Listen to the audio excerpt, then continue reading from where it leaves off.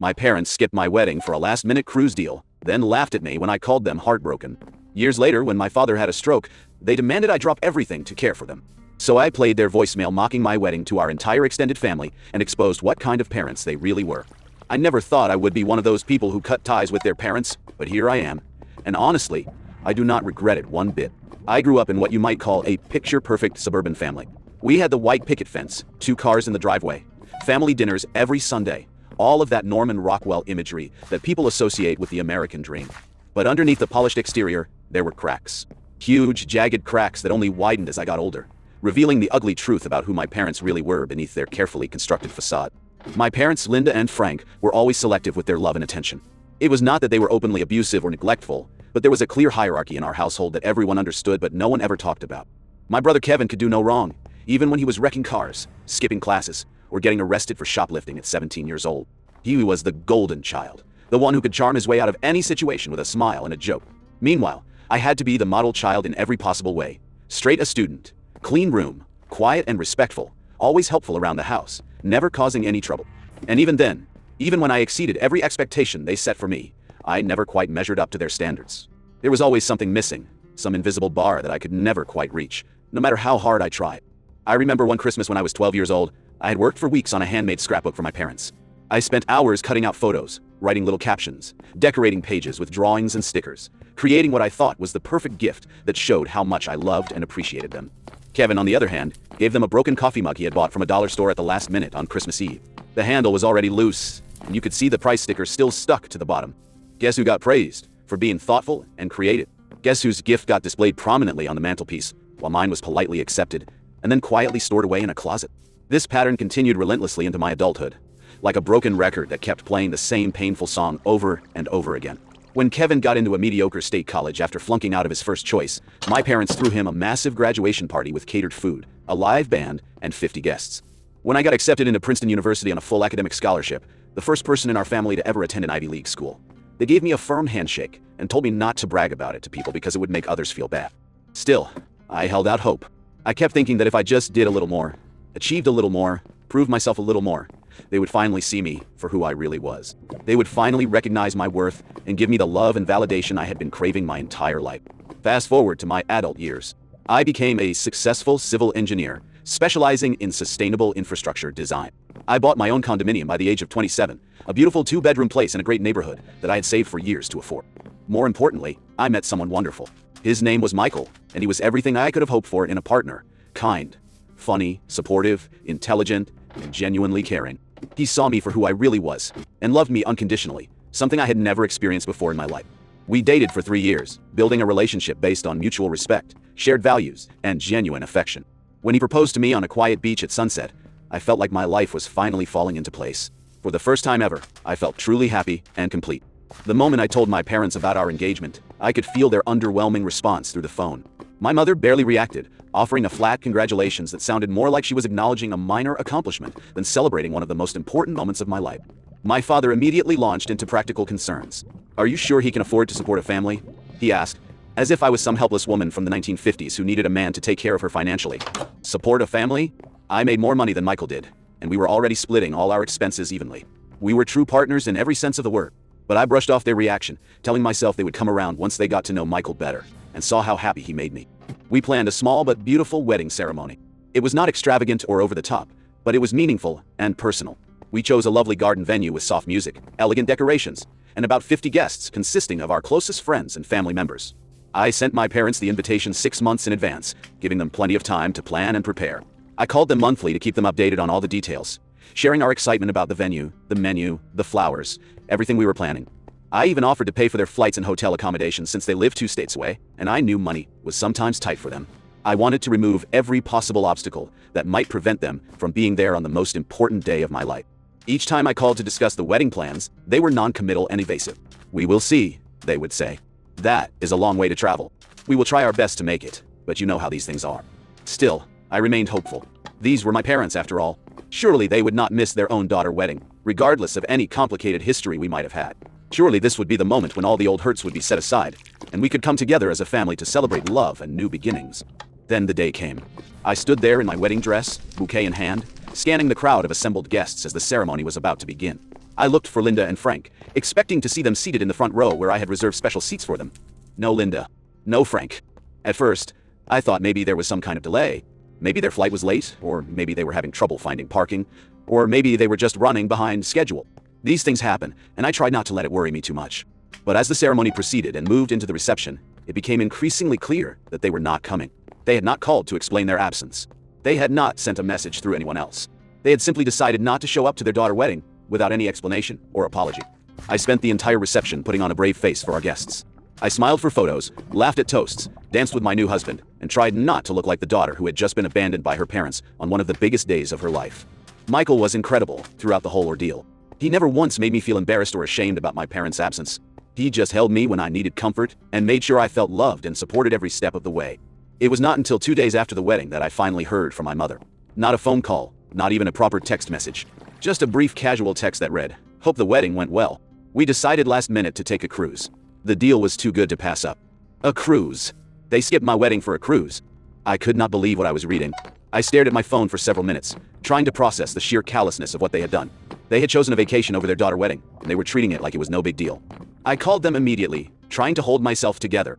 I was not angry yet, just hurt and confused. I needed to understand why they had made this choice. I needed to hear some kind of explanation that would make sense of this betrayal. When they answered the phone, I could immediately tell they were in party mode. I could hear them laughing, drinks clinking in the background, music playing and the sound of ocean waves. They were clearly having the time of their lives on their cruise, while I was dealing with the heartbreak of their absence. "Mom, Dad," I said, trying to keep my voice steady. "I just got your text about the cruise. I do not understand. Why did not you tell me you were not coming to the wedding?" "Oh, do not be so dramatic," my father chuckled, and I could hear the alcohol in his voice. "It is not like it was a royal wedding, or anything special like that." "Yeah," my mother added with a laugh. "We figured you would be too busy with all your fancy friends to notice we were not there anyway." "Too busy to notice?" I repeated, feeling like I had been slapped across the face. "You are my parents. Of course I noticed you were not there." But they just laughed again, as if my pain was some kind of joke to them. I could hear them clinking glasses and making comments to other people on the cruise ship, clearly more interested in their vacation than in having a serious conversation with their daughter. I hung up the phone and sat there staring at the wall, shaking with a mixture of hurt, disbelief, and a growing anger that I had never felt before. Not even anger, really, but a kind of devastation that went deeper than any emotion I had ever experienced. Michael held me that night while I cried, and slowly over the next few months, I started to let go of the fantasy that my parents would ever be the loving, supportive family I had always hoped for. I stopped calling them regularly. I stopped sending updates about my life. No more Christmas cards, no more birthday texts, no more attempts to maintain a relationship that had always been one-sided. I chose silence, and surprisingly, they did not even seem to notice at first. About 2 years later, Michael and I welcomed our first child, a beautiful baby girl we named Sophie. Becoming a mother changed everything for me in ways I had not expected. I had this tiny human who looked at me like I was her entire universe, and I made a sacred vow to myself that I would never make her feel the way my parents had made me feel. She would grow up knowing she was loved, valued, seen, and cherished. She would never have to beg for affection or compete for attention. She would know without a doubt that she was enough, exactly as she was. We did not tell my parents about Sophie's birth. It was not a deliberate act of revenge or spite, but rather a natural consequence of the distance that had grown between us. They were not part of our lives anymore, so there was no reason to include them in this momentous occasion. 3 months later, I got a voicemail from my mother. She had heard from a mutual family friend that I had had a baby, and her voice was strained and tight, like she was trying to pretend she was not upset about being left out of the loop. "Call me back when you get this," she said in the message. "We want to meet our granddaughter. We have rights as grandparents, you know." But I did not call back. I had learned my lesson about trying to maintain relationships with people who only cared about me when it was convenient for them. Sophie deserved better than grandparents who would treat her the same way they had treated me. Things really hit the fan last year when my father had a severe stroke. It was serious, and he lost significant mobility in his right side and had to go through extensive rehabilitation. My mother was overwhelmed trying to take care of him, and Kevin, shockingly, was nowhere to be found when they actually needed help. That is when the calls started coming. First from my mother, then from my father when he was able to speak again, then from various aunts and uncles who had been recruited to pressure me into helping. "Can you come help for a while?" they asked. "Just a few weeks while we get back on our feet. You are the responsible one. You have always been good at taking care of things. We need you now." The messages became increasingly desperate and manipulative as I continued to ignore them. They tried guilt, they tried obligation, they tried family duty, they tried everything they could think of to get me to respond. Finally, I got a message from my mother that pushed me over the edge completely. She said, and I will never forget these exact words, "I know you are still upset about the wedding, but family forgives, and now we need you. It is time to put the past behind us and be the daughter we raised you to be." So, I called her back. She picked up immediately, and I could hear the relief in her voice. "I knew you would come around," she said before I could even speak. "I knew you would not abandon us when we really needed you. When can you get here?" I did not respond right away. I let the silence stretch out for a few seconds, building the tension. Then I asked her a simple question. "Mom, do you remember when I called you after my wedding to ask why you missed it?" There was a pause. I could hear her breathing, trying to figure out where this conversation was going. "What does that have to do with anything?" she finally said. "That was years ago. Do you remember what you said to me?" I continued. "Do you remember how you reacted when I told you how hurt I was?" Another pause, longer this time. "I remember we explained about the cruise," she said carefully. "It was a good deal, and we thought you would understand." "Do you remember laughing at me?" I asked, my voice getting stronger. "Do you remember calling me dramatic and saying I was too busy to notice you were not there?" The silence on the other end of the phone was deafening. "Well," she finally stammered. "We were on vacation. We were having fun. We did not mean anything by it." That is when I played my trump card. I had saved that voicemail from years ago, the one where they were laughing and mocking my pain. I'd kept it not out of spite, but as a reminder to myself of who they really were when they thought no one was paying attention. "You know what, Mom?" I said. "Well, I think our entire family should hear exactly how you reacted when I called you heartbroken about missing my wedding. Let me share that with everyone so they can understand what kind of parents you really are." And that is exactly what I did. I forwarded that voicemail to every single member of our extended family. Aunts, uncles, cousins, family friends, everyone who had been pressuring me to help my parents in their time of need. The voicemail was even worse than I remembered. You could hear them laughing, clearly intoxicated, making jokes about how I was being too sensitive and dramatic. You could hear them dismissing my pain as if it meant nothing to them. "Do not be so dramatic," my father's voice said clearly in the recording. "It is not like it was a royal wedding." "We figured you would be too busy to notice," my mother added with a laugh. The reaction from our extended family was swift and devastating for my parents. People who had been pressuring me to help suddenly understood why I had cut contact. The narrative completely shifted from me being the ungrateful daughter to them being exposed as callous, selfish parents who had emotionally abandoned their child. My Aunt Patricia, who had been one of the most vocal critics of my decision to stay away, called me the next day. "Honey," she said, her voice full of regret.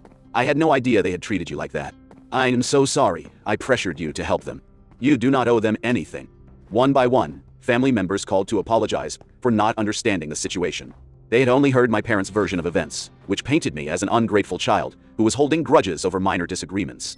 But hearing their actual voices, their actual words, their actual callous laughter at my pain, changed everything. People finally understood that this was not about me being petty or unforgiving. This was about protecting myself and my family from people who had shown repeatedly that they did not care about my well-being. My mother called me back a few hours later, and she was furious. "How dare you share private family conversations with everyone?" she screamed. "You are trying to destroy our reputation and turn the family against us." "I am not trying to destroy anything," I replied calmly. "I am just letting people hear the truth about who you are when you think no one is listening. You destroyed our relationship years ago when you chose a cruise over your daughter's wedding and then laughed at me for being hurt about it." "That was different," she protested. "We were on vacation. We were not thinking clearly." "You were thinking clearly enough to book the cruise in the first place," I said. "You were thinking clearly enough to lie to me for months about planning to attend. You were thinking clearly enough to mock me when I called you crying."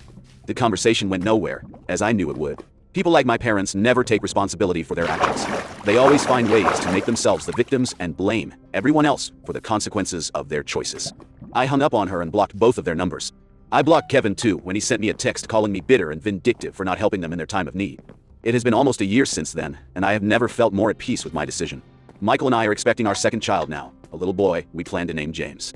Sophie is thriving, growing into a confident, happy little girl who knows she is loved unconditionally. Our home is warm and filled with laughter, bedtime stories, and the kind of genuine love I never experienced growing up.